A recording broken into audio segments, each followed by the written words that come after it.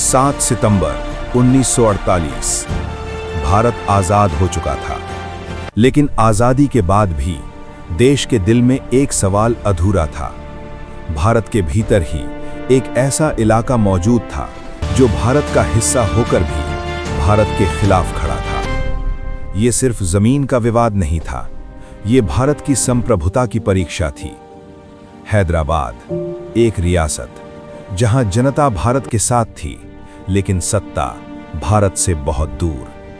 निजाम का सपना था भारत के बीचों बीच एक आजाद इस्लामिक राज्य, एक ऐसा देश जो भारत की एकता को खुली चुनौती देता।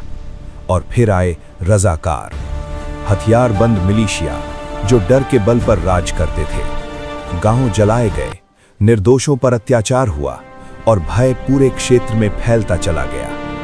अब ये सिर्फ हैदराबाद की कहानी नहीं थी, ये भारत के लिए सीधी चुनौती बन चुकी थी। देश सब देख रहा था, सरकार हर कदम सोच समझकर उठा रही थी, लेकिन अब इंतजार का समय खत्म हो चुका था।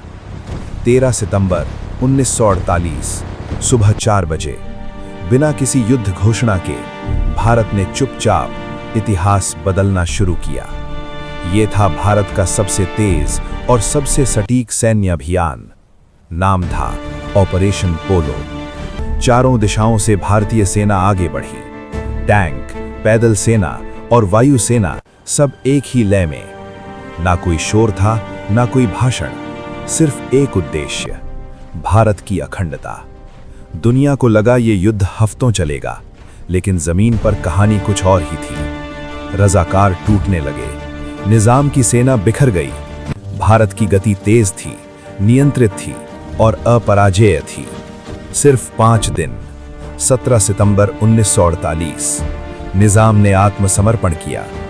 हैदराबाद हमेशा के लिए भारत का हिस्सा बन गया। बिना लंबे युद्ध के, बिना विदेशी हस्तक्षेप के, लेकिन पूरी ताकत के साथ। ये सिर्फ एक सैन्य जीत नहीं थी, ये एक साफ संदेश था। भारत शांति चाहता है, लेकिन अगर अखंडता पर वार हुआ तो जवाब तुरंत और निर्णायक होगा। ऑपरेशन पोलो ने साबित किया, भारत आवाज उठाने से पहले ताकत दिखाना जानता है। और यही वजह है कि भारत सिर्फ एक देश नहीं, एक संकल्प है।